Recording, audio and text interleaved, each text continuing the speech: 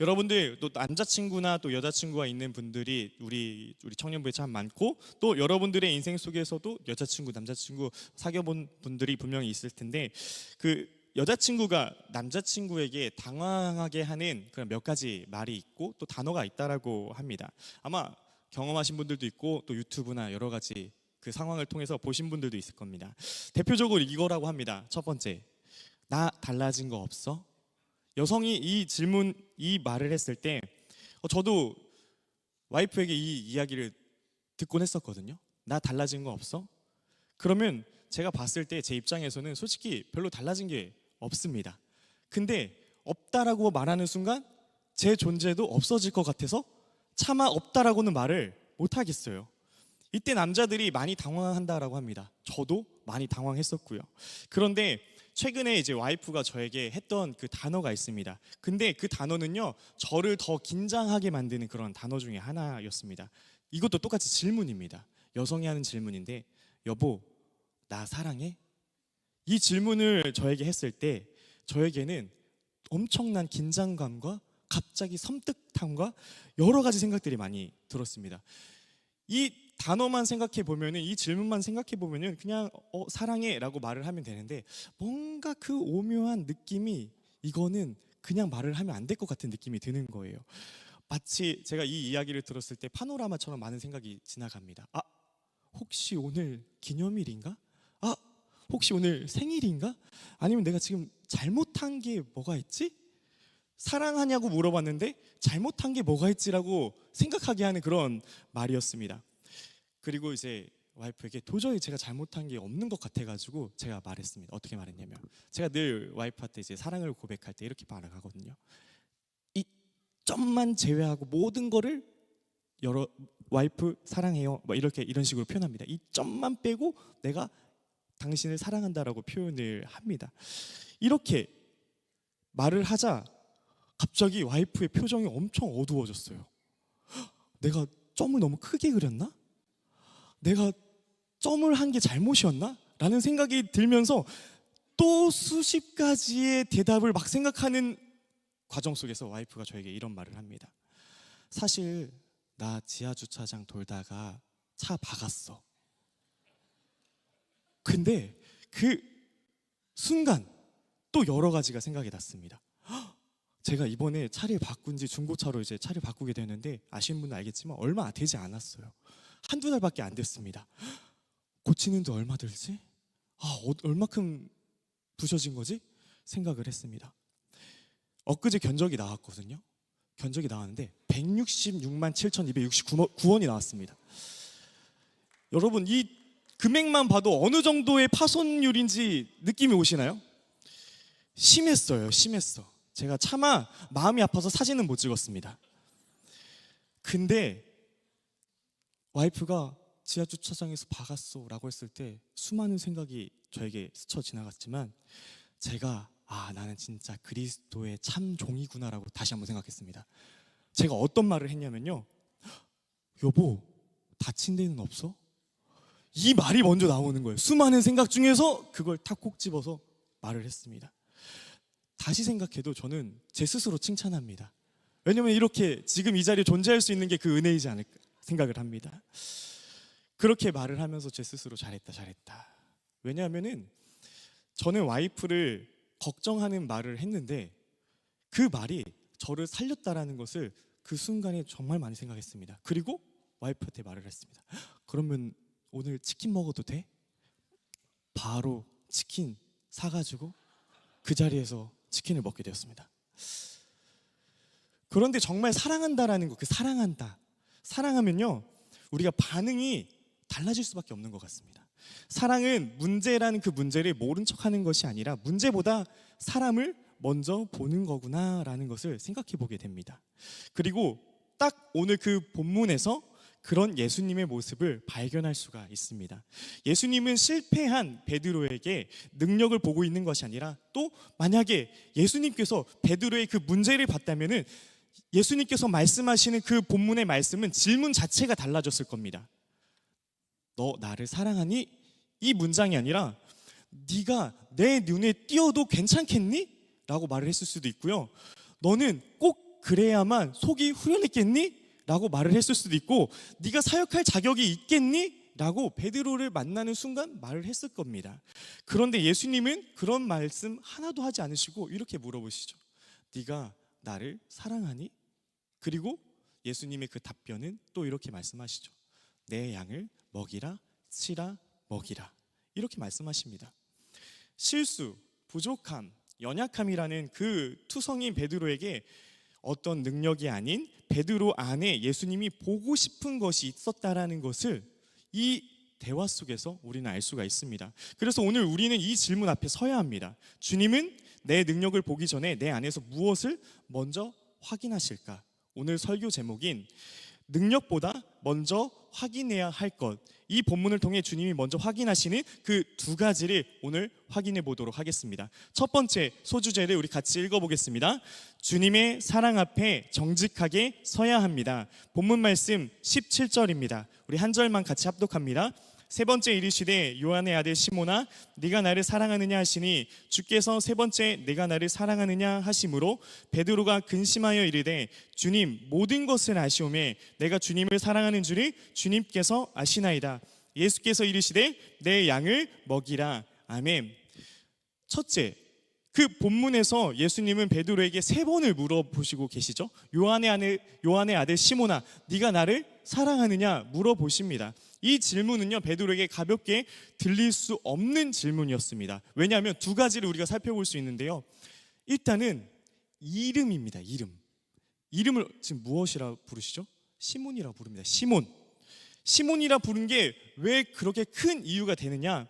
예수님은 반석 위에 내 교회를 세우겠다라고 하시면서 그 이름을 개명해 주시죠. 베드로라고 개명을 해 주십니다. 베드로라는 이름으로 그 부르셨습니다. 그런데 시몬이라는 이름으로 다시 부르십니다. 그 전의 이름으로 다시 부르시는 그 장면, 제가 이거를 오늘날로 해석하면 어떻게 불려질 수 있을까 생각을 해봤어요. 하지만 하나님께서 바로 또 떠오르게 해주시는 장면이 있더라고요.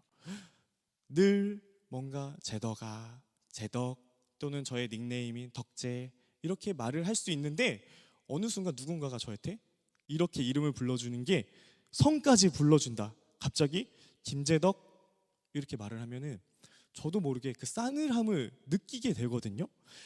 마치 지금 내가 뭔가 잘못을 한 거 아닌가? 내가 지금 다르게 행동하는 것은 아닌가? 베드로의 긴장감이 이 장면에서 이 이름을 부름으로 느껴지게 됩니다. 두 번째, 베드로는 예수님을 세 번 부인했기 때문에 지금의 이 장면은 다르게 해석할 수가 있습니다. 예수님은 그 실패를 분명하게 알고 계십니다. 모르시는 분이 절대 아닙니다. 그런데도 예수님은 베드로를 버리지 않고 지금 다시 찾아오시는 그 장면 속에 있습니다. 그리고 그의 능력을 묻지 않으셨고요. 오히려 그에게 마치 어깨동무하면서 편안하게 이번에는 잘할 수 있겠니? 그리고 또는 다시는 실패하지 않을 자신이 있니? 이런 것조차도 묻지 않으십니다. 예수님은 오히려 그 안에 본질적인 그 마음을 물어보십니다. 너가 나를 사랑하니? 라고 물어보십니다. 여기서 중요한 것은요 또 베드로의 대답일 수 있습니다. 베드로의 대답. 베드로는 이렇게 말합니다. 요한복음 13장 37절에 보면요 전에 베드로의 고백을 볼 수가 있는데요 이렇습니다. 베드로가 이르되 주여 내가 지금은 어찌하여 따라갈 수 없나이까 주를 위하여 내 목숨을 버리겠나이다. 지금 요한복음 13장에 말했던 그 베드로가 예수님을 향해 고백했던 원래 고백의 모습이에요. 자기가 예수님을 어떻게든 따라가겠다, 내 목숨도 버리겠다라고 고백했던 사람입니다. 근데 그는 지금 이 본문에서 주님이 아십니다라고 말을 합니다. 주님이 아십니다. 느낌이 달라졌어요. 실패한 자기 자신을 그대로 아시는 주님 앞에 조용히 그리고 정직하게 맡기는 고백으로 그는 나아가고 있습니다. 저도 살다 보면은 이런 순간이 있다라는 것을 많이 알게 됩니다. 결혼할 때 보면은 신랑은 또 신부, 저희 와이프 이름인 최주양 양을 행복과 사랑을 주면서 영원히 신부의 눈에 눈물이 흐르지 않게 할 수 있습니까? 라고 이렇게 질문을 이제 결혼식에서 하죠. 그럼 저는 어떻게 했겠습니까? 뭐 때때로 그러지 않을까요? 이렇게 말했겠습니까? 네, 당연하죠. 그러면 갑자기 목소리가 작습니다. 그러면 또 네, 더 크게 얘기하고. 그렇게 고백을 했어요. 많은 사람들이 그렇게 말을 하고요. 그러면 그 이후에 그 말을 지켰을까요? 저를 잘 아는 분들은 바로 알죠. 못 지켰다. 제가 몇 일 전에 또 실수를 했어요. 몇 일 전에 이제 와이프에게 집에 슬슬 가야겠다라고 카톡을 했습니다. 근데 그 카톡을 했을 때가 오후 4시 59분이었어요. 5시죠 거의. 근데 와이프에게 다시 카톡이 옵니다. 오는 중? 이렇게 오타가 났어요. 얼마나 다급히 타이핑을 쳤을까라는 생각을 하게 됩니다. 이 오는 중이라고 했을 때의 시간은 5시 23분입니다. 이제 슬슬 집에 가야겠다 말하고 와이프에게 오는 중 왔을 때 그 시간은 거의 30분 정도 시간이 걸린 거죠. 저희 집에서 우리 교회까지의 그 거리는요, 걸어서 도보로 6분밖에 걸리지 않습니다. 근데 집에 30분 뒤에 저는 도착하게 됩니다. 이게 교회에서 이제 집을 나가려고 할 때 갑자기 청년과 만나게 됐어요. 청년과 만나게 되다 보니까 어쩐 일이야, 어떻게 해서 교회에 왔어? 이러면 어떻게 해서 교회에 왔다라고 얘기하는데 이게 시작이 되는 거예요. 다시 대화의 시작. 그러면서 거기서 같이 이야기를 하다 보니까 저도 모르게 또 늦게 가게 되었습니다. 그러면 여러분들 집에 가면 어떨까요? 김재덕 이렇게 이야기를 할까요? 뭔가 그 두려움과 떨림이 있을 수 있어요. 근데 와이프는요, 화를 안 내요. 근데 차라리 화를 냈으면 좋겠다는 생각도 합니다. 혹시 저 몰래 집 하나 더 있는 거 아니에요? 아니면은 혹시 강남구 다 돌다 왔어요? 이렇게 말할 수 있을 법한데 그렇게 말을 하지 않습니다. 차라리 그런 말을 들으면요, 제 미안한 마음이 뭔가 이게 퉁치는 마음과 같이 해서 그냥 난 벌 받았다라고 생각할 수 있는데, 와이프의 말은 정말 사람을 숙연하게 하는 그 말로 저를 말을 하더라고요. 어떤 말을 했냐면 저에게 오늘 하루 어땠어? 힘들었지? 라는 말을 하는 거예요. 그리고 그 다음에 밥 먹었어? 같이 밥 먹자. 밥 차려줄게. 라는 말을 했습니다. 그 말을 들었을 때 저의 마음은 어땠을까요? 나이스, 안 혼났다. 이랬을까요? 비밀번호가 안 잠겼네. 은혜다, 은혜. 이랬을까요? 정말 와이프에게 오히려 더 미안해졌습니다. 오히려 저를 챙겨주고 사랑하는 그 마음에 오히려 혼나면 그냥 마음이라도 개운할 텐데 그러지 않으니까 그냥 더 미안한 마음이 들더라고요. 왜냐하면 그 순간 내 잘못 때문에 분명히 상처받았을 텐데 그 사람의 사랑이 저에게는 더 크게 보였기 때문입니다. 베드로가 예수님 앞에서 느낀 마음이 어쩌면 이랬지 않았을까 생각을 합니다. 베드로의 정직한 그 고백이었던 주님이 모든 것을 아시오매 내가 주님을 사랑하는 줄을 주님께서 아십니다. 이 말에는요, 주님, 제가 실패한 것도 알고 계시죠. 제가 주님을 부인한 것도 알고 계시죠.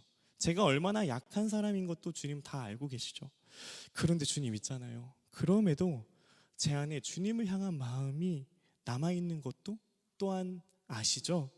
예수님에 대한 죄송함, 또 숙연함, 또 그럼에도 사랑하는 마음도 있는 베드로의 어쩌면 정직한 고백입니다.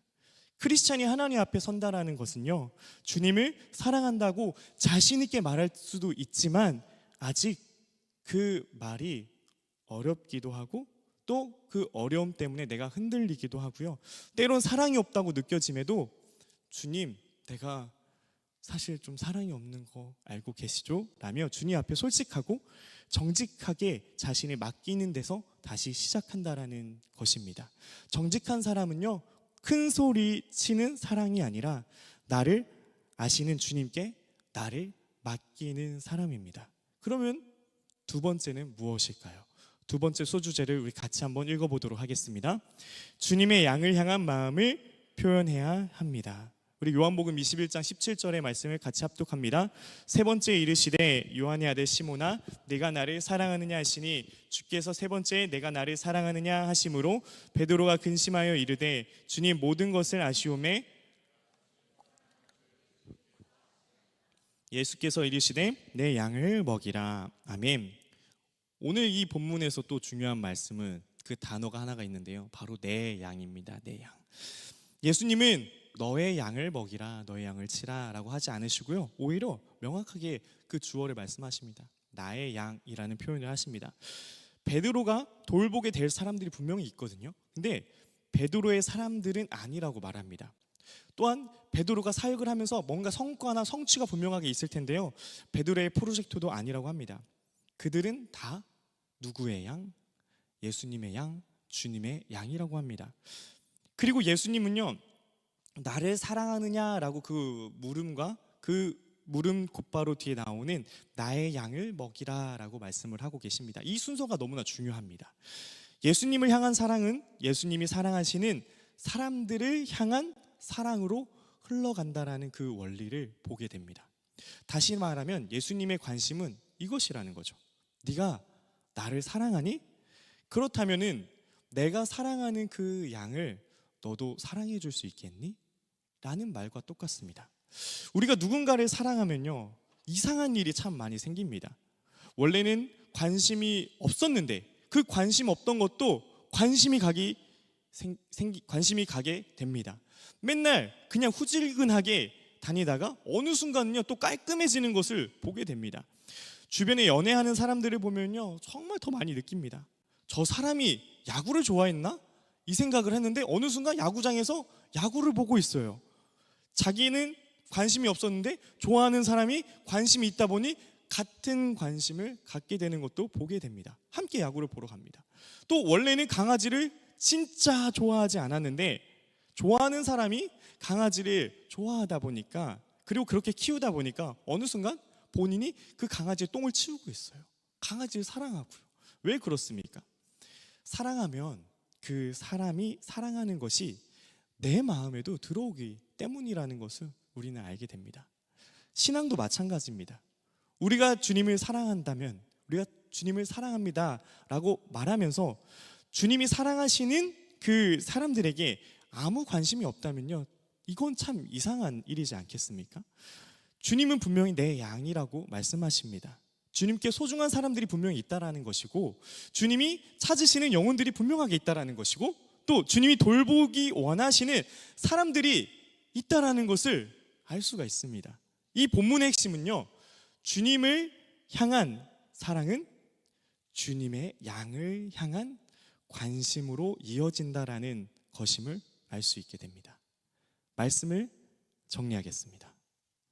첫 번째, 주님 앞에서 우리는 솔직하고 또 정직하게 말씀드리는 것입니다. 주님께서는 그것을 먼저 보신다라는 것을 베드로를 통해서 우리는 알 수가 있었습니다. 두 번째, 주님을 향한 그 사랑, 분명한 사랑이 있습니다.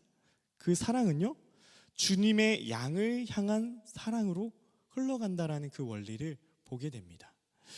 그런데 솔직하게 말해서 우리에게 하나님을 향한 마음이 전혀 없는 것은 아닙니다. 이 자리에 왔다라는 것만 보더라도요, 여러분들이 이 자리에 온 것만 봐도 우리는 하나님께 관심이 있습니다. 하나님이라는 부분에 분명한 관심이 있습니다. 예배도 이렇게 드리고요, 또 기도도 하고, 앞서서 크게 또 신나게, 때로는 눈물을 흘리며 찬양도 합니다. 그 찬양할 때 마음은 어떻습니까? 때로는 마음이 뜨거워지기도 하고요, 또 마음의 평안함도 있습니다. 주님 너무 사랑합니다. 주님 한 분만으로 나는 만족합니다. 그렇게 고백하면서 하나님께 나아갈 때가 있습니다. 그런데 이상하게 하나님이 사랑하시는 사람에게는 마음이 잘 가지 않을 때가 있습니다. 주님을 사랑한다라고 말하면서도 하나님이 사랑하시는 사람에게는 마음이 잘 가지 않을 때가 있는 것 같습니다. 하나님께는 눈물이 나는데 이상하게 사람에게는 마음이 닫혀 있습니다. 예배 시간에는 은혜를 막 구합니다. 하나님 은혜를 베풀어 주시고 저의 삶에 좋은 것으로 채워 주시옵소서. 그런데 생각해 보면요, 누군가의 아픔에는요 무관심합니다. 주님께 사랑한다고 고백하면서도 주님이 내 양이라고 부르시는 사람들은 나의 관심 밖에 둘 때도 있는 것 같습니다. 어쩌면 우리의 문제는요, 하나님을 전혀 사랑하지 않는 것이 아닐 수도 있겠다 싶더라고요. 문제는 그럼 무엇입니까? 문제는 하나님을 사랑한다는 그 고백이 하나님이 사랑하시는 사람에게까지 흘러가지 않는 것 아닐까라는 생각을 하며 이 말씀을 준비하게 되었습니다. 사랑하는 청년 여러분, 오늘은 단기 선교 지원하는 마지막 날입니다. 그런데 단기 선교를 지원하세요라고 말하려고 앞에 이 모든 것을 깐 건 아닙니다. 여러분들에게 이렇게 말한 건 아니에요. 본질적으로 사실 단기 선교를 가느냐 안 가느냐보다 더 깊은 질문이 있습니다.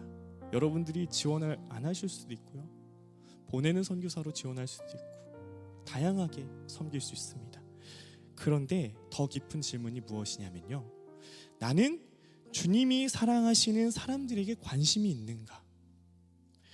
주님의 마음이 향하는 곳에 내 마음도 움직이는가? 내 삶은 내 일정, 내 진로, 내 쉼, 내 계획으로만 가득 차 있지는 않은가? 라는 질문입니다. 제가 올해 이제 겨울에 한 주간 이제 휴가를 이제 써야 되는 그 휴가가 있습니다. 근데 못 썼어요. 겨울 수련회가 있고 또 여러 가지 준비를 하다 보니까 벌써 5월 중순이 되었습니다. 이 휴가를 못 쓰고 이렇게 지나가고 있습니다. 근데 그 휴가를 무엇을 위해 사용해야 되는지 이번 주 화요일에 알게 되었어요. 저는 이 휴가에 대해서 어떤 생각을 원래 가지고 있었냐면, 여름이 되기 전에는 휴가를 무조건 써야 된다. 그리고 어떻게 쉬지가 저의 목적이었습니다. 왜냐면은 너무 바삐 달리오고 이제 좀 체력도 관리도 해야 되고 한번 3일 동안 핸드폰 다 끄고 계속 잠만 자고 싶다. 여러 가지 생각을 하면 이 휴가를 어떻게 써야 하지? 이렇게 생각하고 계획하고 있었어요. 그런데 이번 주 화요일에 어떤 일이 있었냐면 새벽 예배 때 사건입니다. 새벽 예배 때 우리 교회에 김우수 목사님이라고 계시는데요, 김우수 목사님께서 설교에서 이런 말씀을 하셨어요. 사무엘을 부르신 하나님, 사무엘을 부르신 하나님.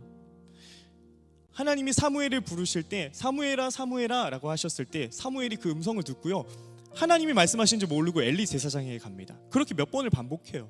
그리고 이 사무엘이라고 말씀하신 분은 엘리 제사장이 아니라 하나님이시구나라는 것을 깨닫게 됩니다. 그리고 그 말씀을 들었을 때 문득 생각이 들었어요.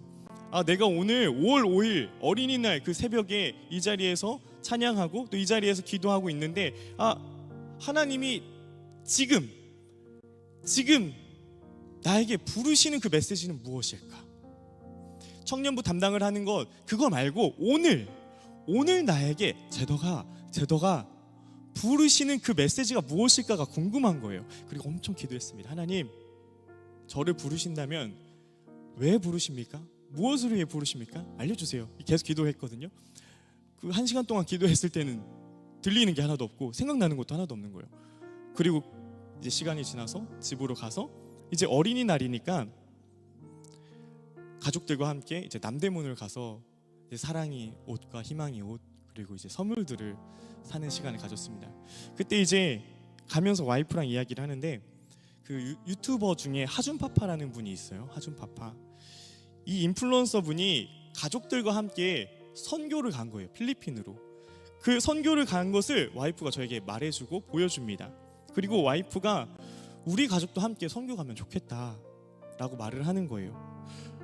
그때 새벽 예배 때 그 부르심이라는 그 단어와 그 몇 시간 뒤에 와이프를 통해서 말했던 그 말, 우리 가족도 선교 가면 참 좋겠다 라는 그 단어가 이제 링킹이 되는 거예요.